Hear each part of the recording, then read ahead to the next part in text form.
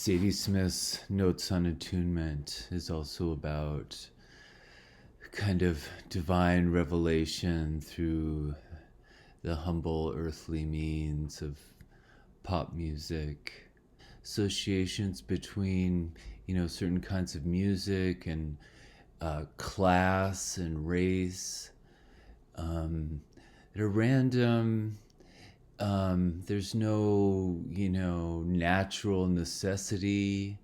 Race is fundamentally a cultural construct, basically historical accidents, but that are nonetheless fate. That word fate is so powerful, and it tells us a lot about what it means to be in the moment beyond what we understand.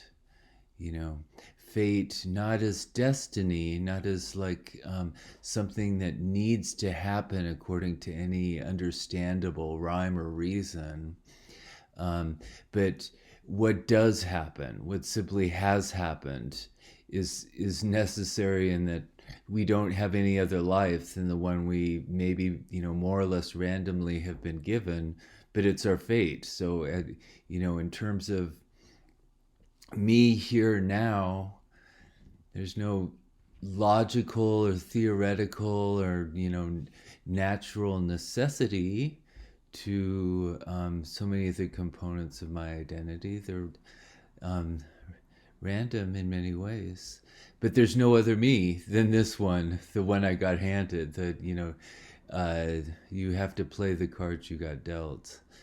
There's a necessity to the accidents of fate themselves. That's the challenge that existentialist philosophers like Kierkegaard and writers like Kafka address, is the sense of the randomness or absurdity, a key existential term of this modern fate, modern experience, where fate seems so random. We've lost our ability to believe in royalty or divine enchanted directions ordering our lives. So that's what we see Zadie Smith in this essay, and in the prior one on peonies, groping around in the dark, searching for a kind of higher sense of purpose, trying to connect up. And the analogy she used in the peonies essay, the sense of the palace that we get in art and the dog kennel that we live in the real modern world. How do we sync those up in a way that gives us a feeling of direction and purpose? I think that's what she means by attunement, or that's what attunement suggests. It's a term from music, getting tuned, finding a kind of harmony, synchronization with one's environment, with one's time, with one's cultural environment, with history. That, think of attunement as, in Martin Luther King Jr.'s terms, as the right time to do right. That synchronization of purpose and context that might save us somewhat from the random miserable existence of galloping around shouting messages that have no meaning, the misery of modern adulthood described by Kafka. Well, you could say, that's kind of an outlandish comparison or analogy. Pop music, like pop cultural preferences and religious faith, the Abrahamic faith in God, that's, a willingness to sacrifice one's son. But I think another, what we're looking at is decreasing the misery, mitigating the misery of this miserable existence described by Kafka. So it's about opening the door a crack for an experience of the sacred. Remember, in the essay, she talks about going to visit Tintern Abbey, a ruin of a cathedral, a beautiful ruin of a cathedral. Here's a picture of Tintern Abbey. This is a kind of icon of romantic poetry, because William Wordsworth wrote one of his most famous poems about visiting it. And ruins generally are a piece of fascination for romantics, and it's not especially romantic. Ruins are tourist attractions in general, and this is a tourist attraction. So this is a romantic icon of modern society in general. And that's a point Zadie Smith makes. She characterizes herself self-deprecatingly. It's kind of in sort of Philistine terms. In the article in general, she emphasizes her lack of taste and resistance to Joni Mitchell. There are interesting class and racial components in that she explores underlying that resistance. But she also characterizes herself as kind of a Philistine, or just kind of not particularly culturally sophisticated in her preference to, or eagerness to get down the road to fast food place to get something to eat, rather than stopping at this site of romantic pilgrimage. But she observes that this it's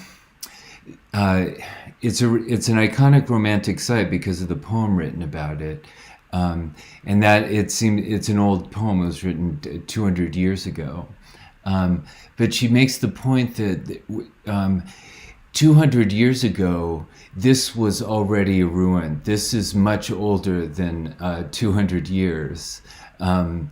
It represents a time of a different scale than 200 years. It's been around for like millennia.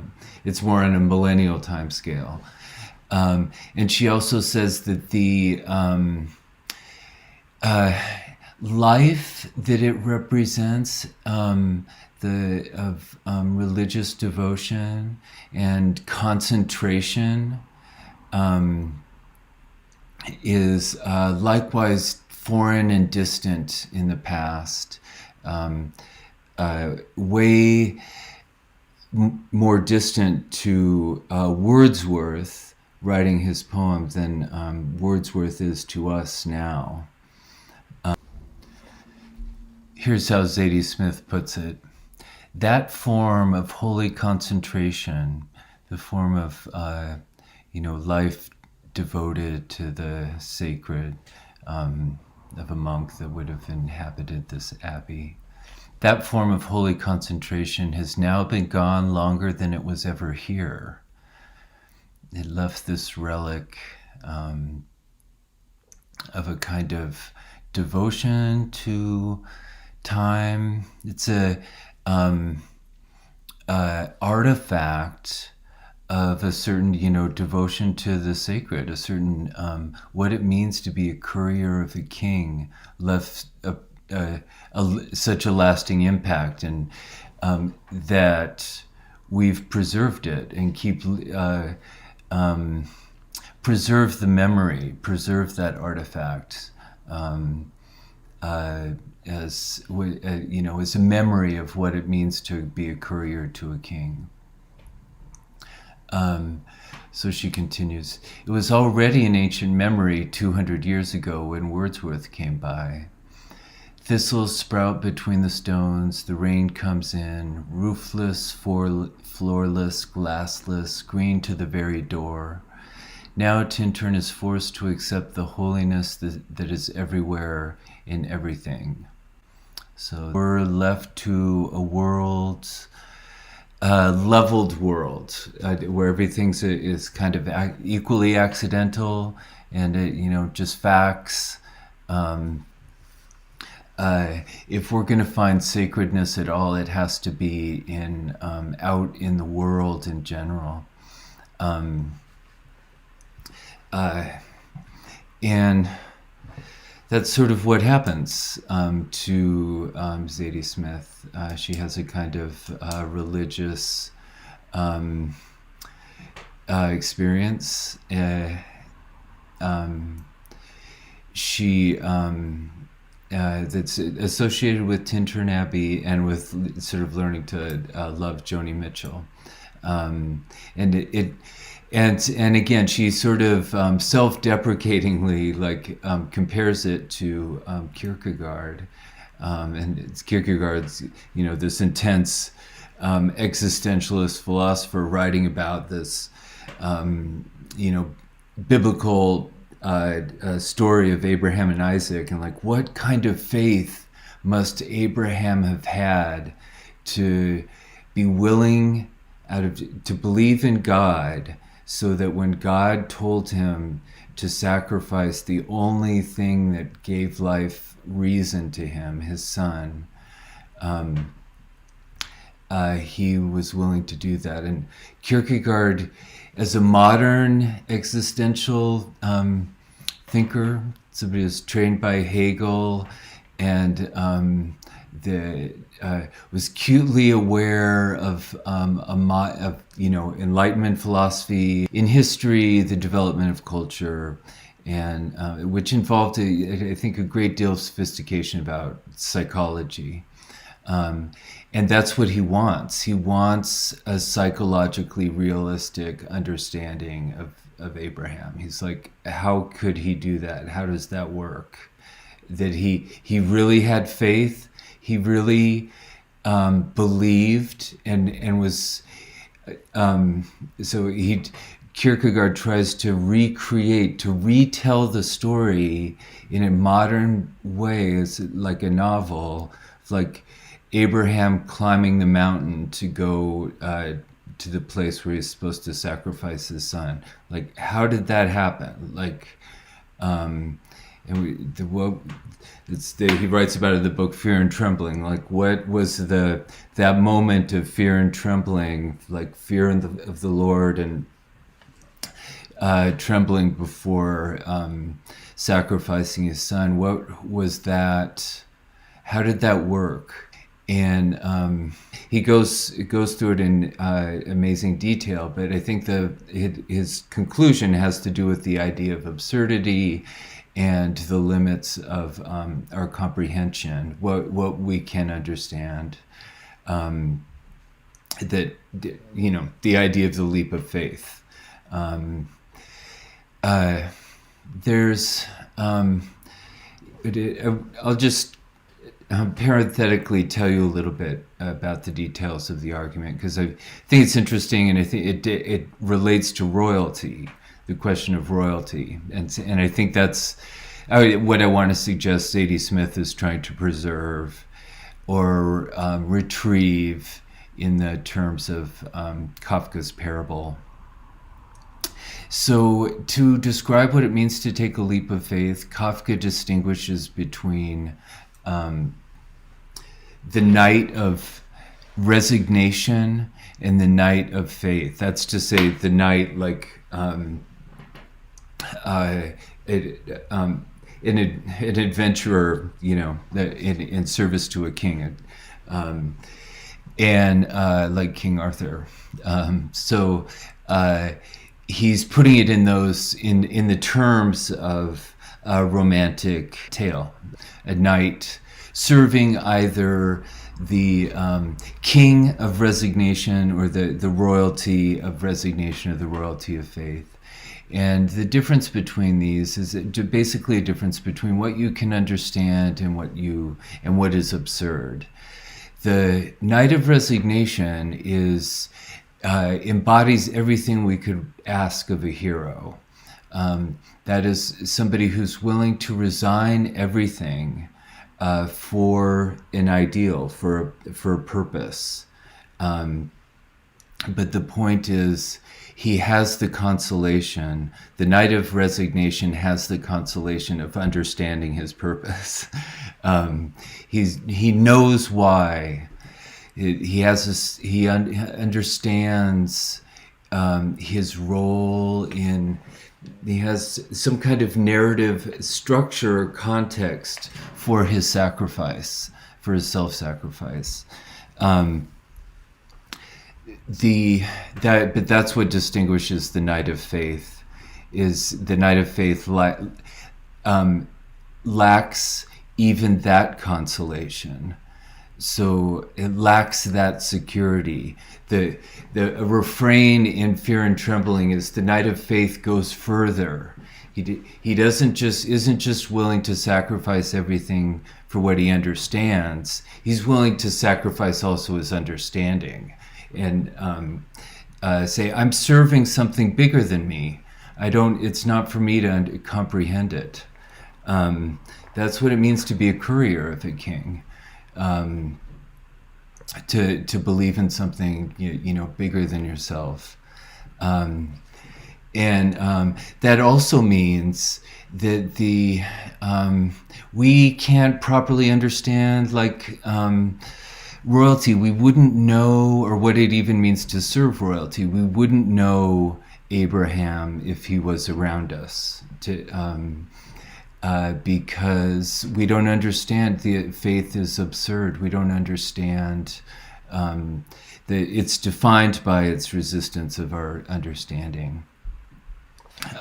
So Kierkegaard insists that he could be, whereas the Night of Resignation is a hero, a recognizable hero in comprehensible terms. The Night of Faith isn't.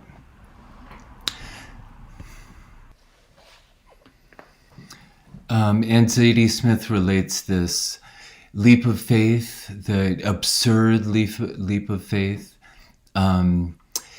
to parenthood and childhood. That's how the childhood enchantment is retrieved, or that's what that investment in the absurd is, what that childhood enchantment means, and just for a second, going back to the McGilchrist, that is, and Alison Gopnik, that is what they emphasize about children, is the predominance of the right brain, this more intuitive, experimental, learning through play, learning in ways that lack rational accountability. So that's what how Zadie Smith relates it to the generation gap, the difference, the way in which we have to negotiate our own inheritance from our parents. So she quotes another ancient philosopher. So isn't it interesting? She's relying on all these ancient texts to describe this absurd, on her own terms, switch in her taste in pop music.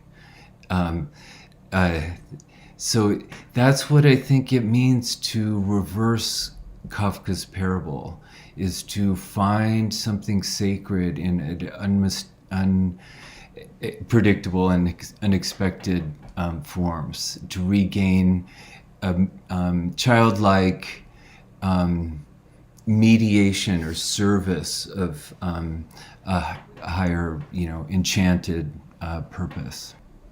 So this means acting and believing in the manner of children, choosing in the manner of children, which is to say, in a way that adults' accountability can't necessarily explain. Um, Being in the moment, responsive to a kind of, unpredictable sense of magic, letting the world happen to you, um, uh, and take you where it will. Um, um, and this is evoked by, she loses her sense of time, loses her sense of narrative. Things are confused. The logical order of the senses is kind of deranged, all in terms that are very characteristic of romantic poetry that she proceeds to compare herself to. But the point is that it's what's left for modern people of a kind of religious experience, revelation. So just after she gets done describing what's left, Tintern is forced to accept the holiness that is everywhere in everything. So she defines quite precisely like the form in which holiness is available to her. And then what? As I remember it, sudden flooded the area. My husband quoted a line from one of the Lucy poems by Wordsworth. I began humming a strange piece of music. Something had happened to me. I love that confusion of time.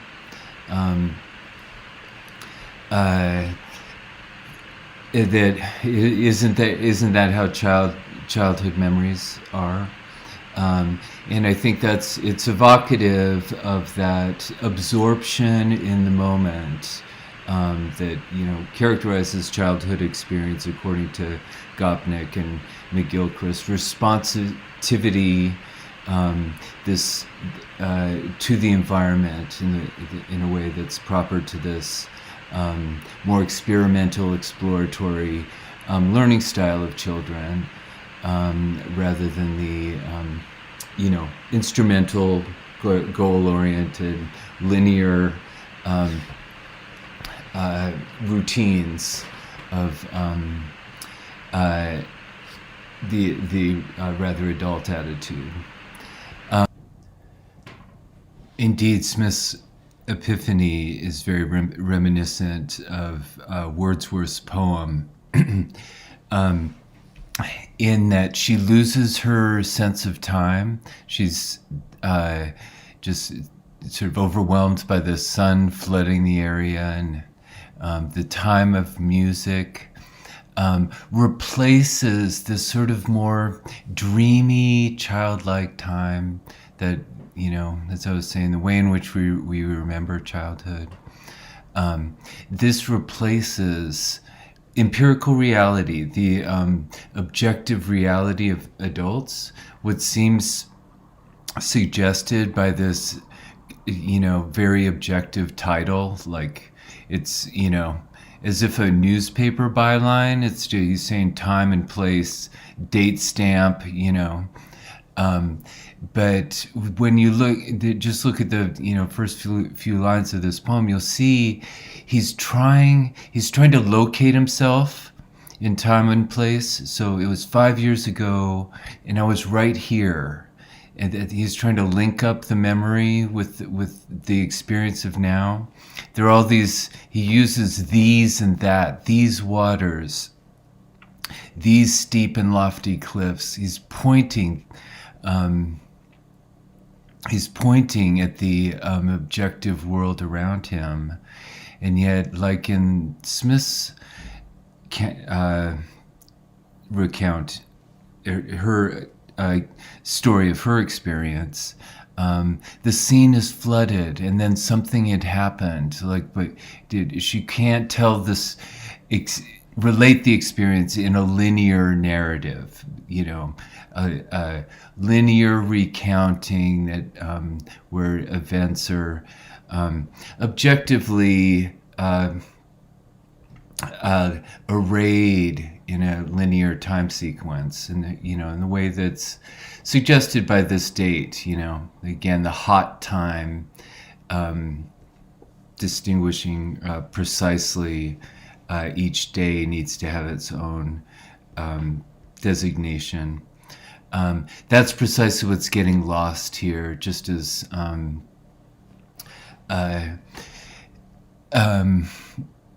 Zadie Smith loses her sense of time. So just notice how every time he, points at the objective world around him, he digresses into vaguer, more dreamy images of the inland murmur, thoughts of more deep seclusion, the quiet of the sky. So just to notice this, this is, basically what I'm saying. This is what it means to retrieve that manner of children, that attitude of children, from the misery of adherence to objectivity, empty objectivity, and rationality. That defines the miserable oaths of service that Kafka describes. 5 years have passed, 5 summers, with the length of 5 long winters. And again I hear these waters rolling from their mountain springs with the soft inland murmur. Once again do I behold these steep and lofty cliffs, that on a wild, secluded scene impress thoughts of more deep seclusion, and connect the landscape with the quiet of the sky. Once again I see these hedgerows, hardly hedgerows, little lines of sportive wood run wild, these pastoral farms green to the very door, and wreaths of smoke sent up in silence from among the trees, with some uncertain notice, as might seem of vagrant dwellers in the houseless woods, or some hermit's cave, where by his fire the hermit sits alone. So you can see how he develops that dreaminess into a little, fable. He's starting to weave in a very childlike way of the scene of the hermit. He's telling a story here, a little fairy tale, but it's very psychologically realistic. It's very consistent, that is, with the difference that we've been discussing between the child and the adult's mind. Here's an article in the Wall Street Journal by Alison Gopnik that focuses on just this transition on adolescence, the transition between childhood and adulthood, which is, when we, form so many of our tastes, our aesthetic tastes, in our choices in popular music. It's just what she's discussing. And it's this helps make sense of the point about choosing whose children we are, because that is sort of what adolescence boils down to, that it's a period of transitioning from your primary bond being your parents to your primary bond being your peers. So you're choosing who it's an elective affinity. You're choosing a new family, and there's something that it's that transition. It's childlike, but you're responsible for it then later as an adult. So just like in Kafka's parable, you're accountable for this choice that really is about not being objective, but the most kind of subjective choice you can make. Another way of looking at the point that I made about the example I asked you to think about justifying yourself, and how, ultimately your story must lack, in order to be meaningful, it has to lack justification. It has to be just about you, your choice.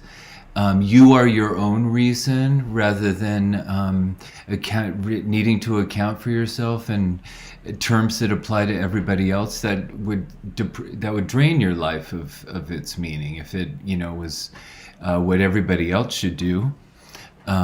You should have your own purpose. That's why we depend on that childlike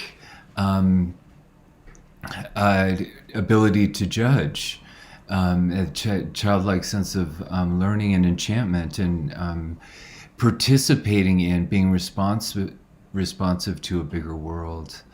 And that's what peers can give us. Like, peers we can share a sense of devotion to a bigger ideal, fantasy, story. I think that's a big part of what pop music, popular culture is about, identifying oneself through one's dreams. So let's just look. I think it's helpful to look at how she characterizes this difference. Recent studies in the neuroscientist lab at Cornell suggest that adolescents aren't reckless because they underestimate risks, but because they overestimate rewards, enchantment. They believe in enchantment. They overestimate, they overvalue, by adult terms.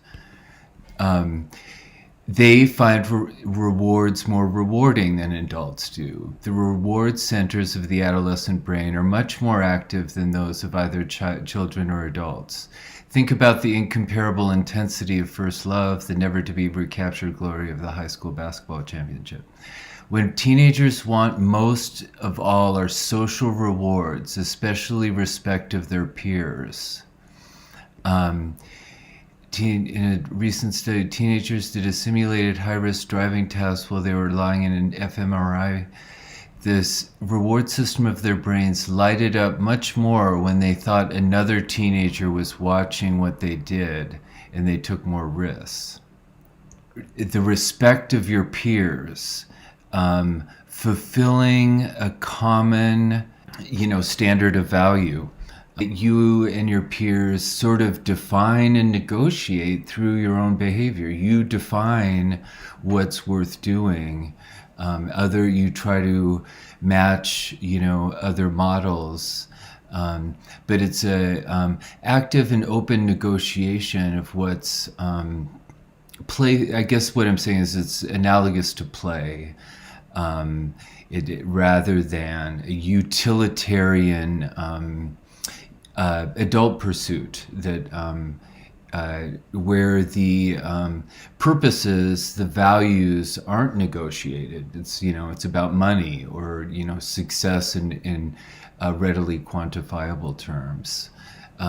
This is glory. This is this is about chasing glory in that romantic sense. And she says, from an evolutionary point of view, this makes perfect sense. One of the most distinctive evolutionary features of human beings is our unusually long protected childhood.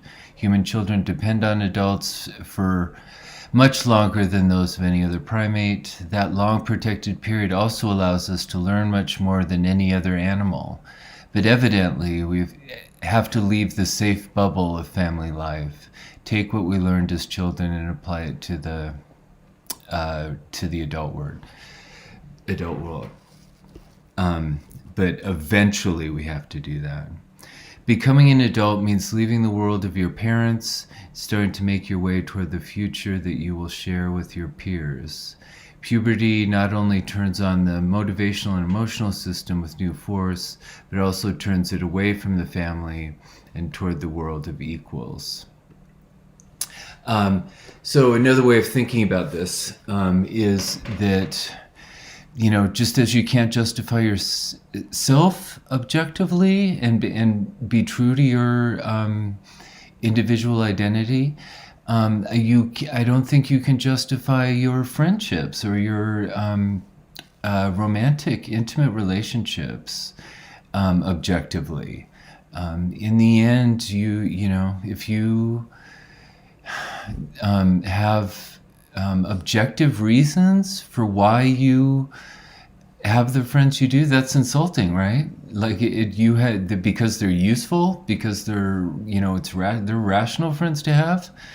In a way, like, isn't that, you know, it's kind of obvious. The value of friendship is kind of, or romance is correlated with its uselessness or lack of you know, profitability.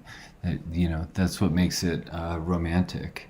But I just think it's important, you know, it's part of the disparagement of romanticism in, you know, culture generally. You know, an investment in royalty, an investment in serving royalty, of chasing glory that, you know, adults commonly like disdain. But I think, you know, if you step back for a second and see, well, if you disdain that, then what like is left of life? That disdain is predicated on a dogmatic or just sort of a tired uh, naturalization of the purpose of bourgeois life. But that's what you know, Kafka's describing as miserable. That isn't so much of literature about making exactly the same point, like that if you just choose the rat race, it's miserable. I had a teacher who said, studying literature is preventative medicine for midlife crisis. Because that's, I mean, it's a message from the adults to the children. In a lot of cases, that's exactly what it is. It's like, your experience of the world is going to change. It's going to get a lot more just instrumental, and your the experience of time is going to become less full, less spontaneous, and less compelling. It's going to become a lot more boring. So this is the point: is to reintegrate a kind of childlike experience, attunement, you know, and music is an emblem. Dancing is a crucial way in which that childlike perspective persists in adult life, you know, as McGilchrist talks about in the chapter on language, truth, and music. And I always think it's interesting to think about, you know, what's at stake in music is the loss of control. You're acting spontaneously, you're responding spontaneously, and you don't know why. It's not explicit the way language is. But it communicates a deep sense of who you are.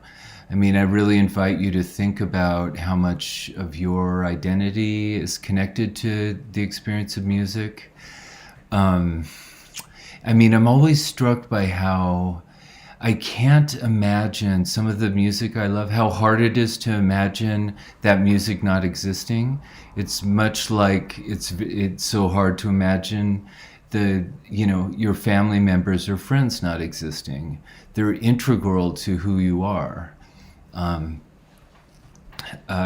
you're woven together with them, to use Rebecca Solnit's analogy of weaving, creating yourself through these acts of weaving in ways that don't fit linear narratives, weaving together different influences playfully, intuitively, environmentally.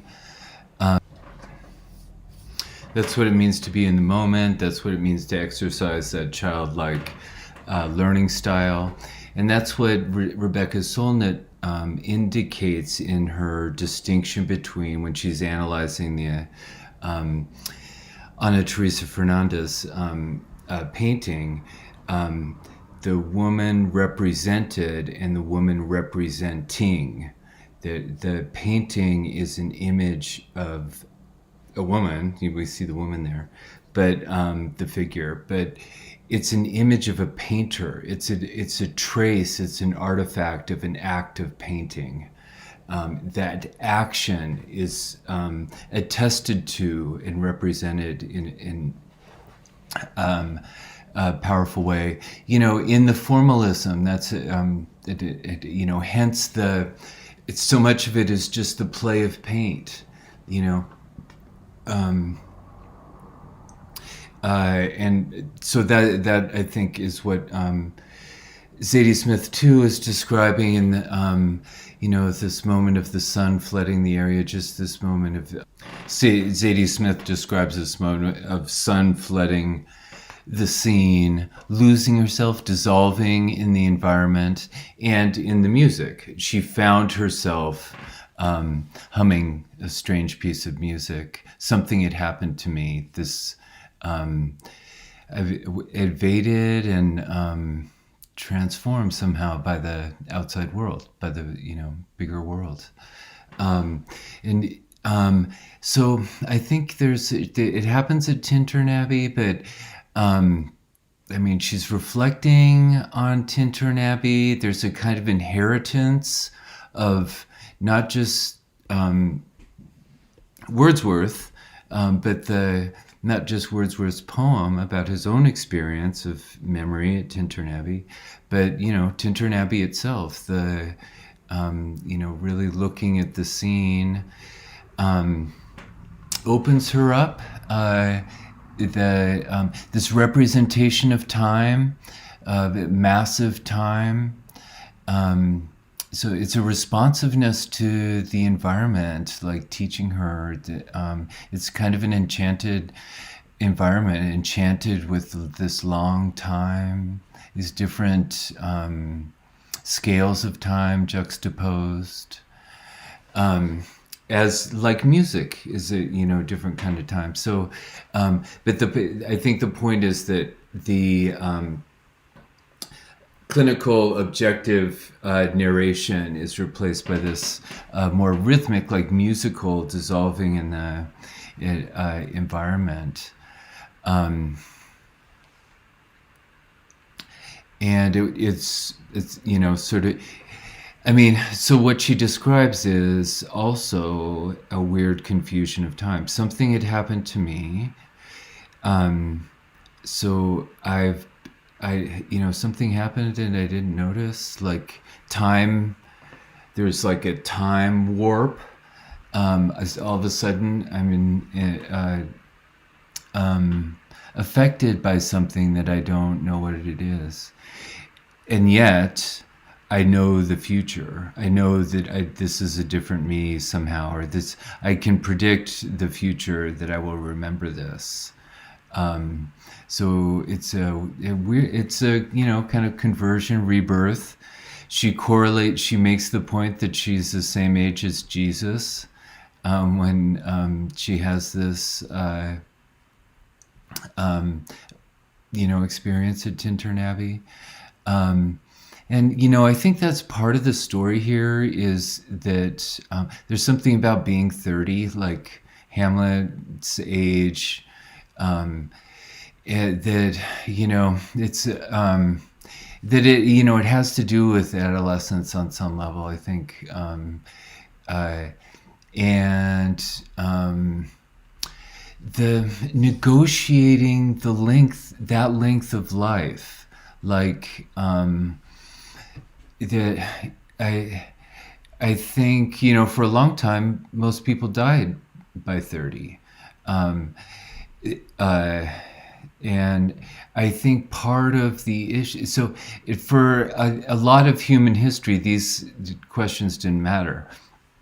But civilization has to do with living longer and having to negotiate a purpose beyond just getting the reproduction done. Um, so I think that's part of the story is this um, uh, the recreation, a kind of second coming, like a second life, a second chapter, is something we've had to invent, which is involves a kind of adolescent weaving of the child and the adult mind.